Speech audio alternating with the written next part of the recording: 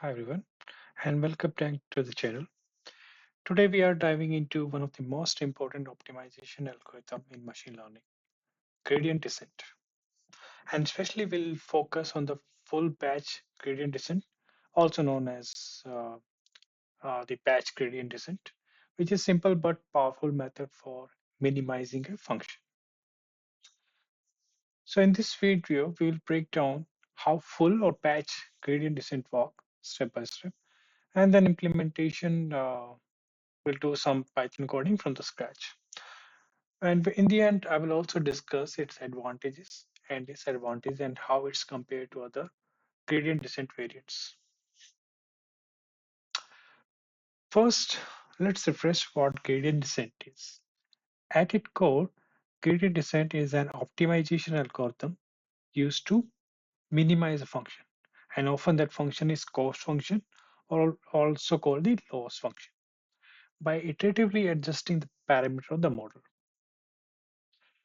So let's assume imagine you're on top of a hilly mountain and your goal is to get to the lowest point in the valley. To do this, you need to figure out which direction to move. So gradient descent help you to do that by calculating the gradient descent, the slope of the function, and moving in the opposite direction of the slope as that function as the direction that decrease the function value. Now a full version of gradient descent, also known as the batch gradient descent, use the entire data set to compute the gradient and update the model parameter in one go. That's why it's called the full gradient descent. So here how the gradient descent works. Let's say you have a cost function j theta that we want to minimize. Okay, if I just come down here by looking at the formula, the goal of the gradient descent is to update the parameter theta, like this parameter, in such a way that the cost function j theta becomes smaller with each iteration.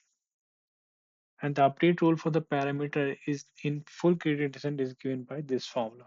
So this is the complete formula where theta is the parameter we're trying to optimize, right?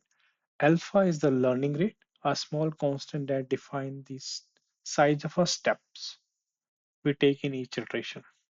And the delta theta is the gradient of the cost function, that is derivative of the j theta with respect to theta. It tells us the direction of the steep ascent and we move in the opposite direction to minimize the cost function. So full gradient descent compute the gradient using the entire dataset. That's why it's called batch. And the full batch of a data is used in every step of a calculate of the gradient. So let's focus through with example with a linear regression problem. We'll use a full gradient descent to minimize the mean squared error, which we discussed in our last video, between the predicted and the actual values. So will use the NumPy for this example. Let's start by generating some synthetic data and define a cost function. So if I just run this and let's visualize our synthetic data which we just created. So we have created some random data that appropriately follow the equation. So equation which we are using 4 plus 3x, right? This equation with some added noise. Now let's define our cost function, the mean square error. So this is the function which is called compute cost. It is taking x is the input, y is the target output, it as the parameter we want to optimize. The cost function calculate the average square difference between the predicted and the actual value. Now we will define the gradient of a cost function and update rule for the parameter theta. So here in this function, x dot t is the transpose of the x, and x dot theta give us the difference between the prediction and the actual values. We then take the average of this gradient and update our parameter using the learning rate alpha.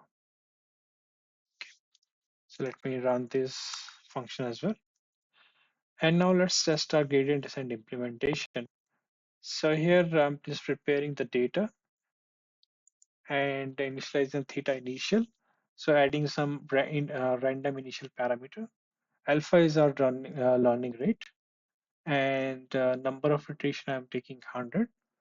So this will run our function by we are giving all the parameters required for the function input, and the output we are getting is the theta and the cost history.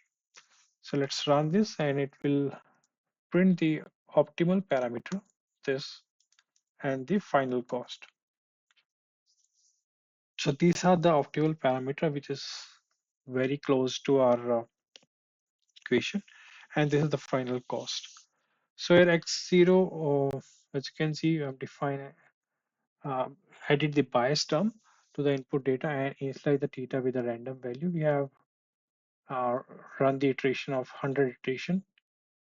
And now, as you can see, the cost decrease over time, which means the gradient descent algorithm is indeed finding the minimum of the cost function. So let's also how we do know how we know that the cost is decreasing. So I'm just plotting the result. So these are the I'm plotting the cost history, right? So as you can see, the cost decreases over time, which means the gradient descent is right indeed finding the minimum of the cost function. So to recap, the full gradient descent or the batch gradient descent compute the gradient using the entire data sets in each iteration, adjusting the parameter to minimize the cost function. While it is simple and effective, it can be slow for the large data set since it requires going through all the data in every step.